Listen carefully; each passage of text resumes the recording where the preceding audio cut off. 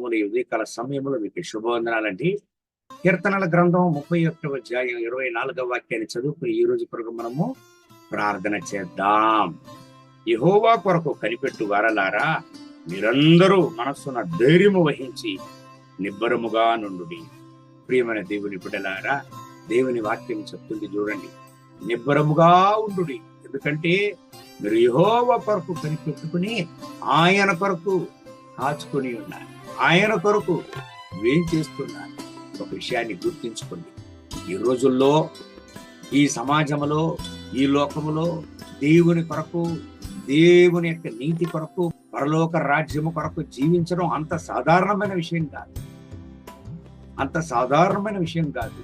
ఎన్నో ఛాలెంజెస్, ఎన్నో సవాళ్లు, ఎన్నో పోరాటాలు దేవుని బిడ్డలకు విరోధంగా వచ్చేది మనము చూస్తున్నాం.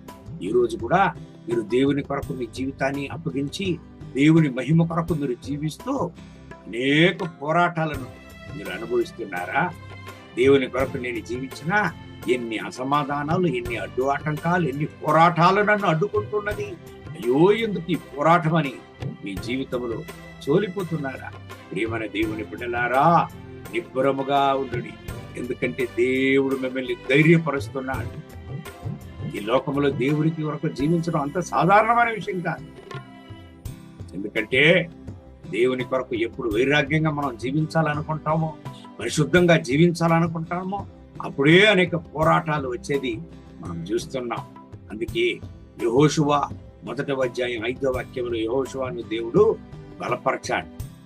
నీ జీవిత కాలం అంతా ఎవరు నీకు ముందు నీకు విరుద్ధంగా నిలవలేరు, నేను మోషేతో ఉండులాగున నీతో కూడా ఉన్నాను అని దేవుడు వాగ్దానం చేశాడు. ఈ ఉదయకాల సమయంలో దేవుడు మీకు వాగ్దానం చేస్తున్నాడు, నిబ్బరము కలిగి ధైర్యముగా నుండి. ఎందుకండి దేవుడు మిమ్మల్ని బలపరిచే దేవుడుగా ఆయన ఉంటున్నాడు. చోలిపోవద్దు ప్రియమైన దేవుని బిడ్డలారా, ప్రార్థన చేయము, దేవుని వాక్యాన్ని చదువు. ఆయన మీ కొరకు ఉంటున్నాడు, మీ పక్షములో ఆయన ఉంటున్నాడు. మీకు సహాయం చేయను, మీ అవసరతలను తీర్చును, మీ కన్నీటిని తుడిచి అనేక మంది ముందు జీవంగా సాక్ష్యంగా నిన్ను ఆయన నిలుపును. కళ్ళు మూసి ప్రార్థన చేద్దామండి. మహోన్నతమైన ప్రభువా, ఈ ఉదయకాల సమయంలో ఈ దేవుని వాక్యాన్ని విని ఈ ప్రార్థనలు ఏకీపించి ప్రార్థించే ప్రత్యేక దేవుని బిడ్డల కొరకు ప్రార్థన చేస్తున్నాను. వీళ్ళను ఆశీర్వదించండి, వీళ్ళను నాయనా మీ రక్తపు కోటలో దాచుకొని కాపాడండి. వీళ్ళ సమాధానానికి విరుద్ధంగా, వీళ్ళ ఆశీర్వాదాలకు విరుద్ధంగా, వీళ్ళ యొక్క ఆరోగ్యానికి విరుద్ధంగా చేయడానికి చూసేటువంటి సకల పోరాటాల దుష్ట క్రియలను యేసయ్య నామములో ఇప్పుడే వీళ్ళ యొక్క జీవితం నుంచి తొలగించండి. వీళ్ళను ధైర్యపరచండి, వీళ్ళను బలపరచండి. వీళ్ళకు విరోధంగా వచ్చే ఆయుధం వరుదులకు పోవును దాకా మీ యొక్క మహోన్నతమైన ప్రసన్నత అపరిమితంగా వీళ్ళను ఆదుకోనండి.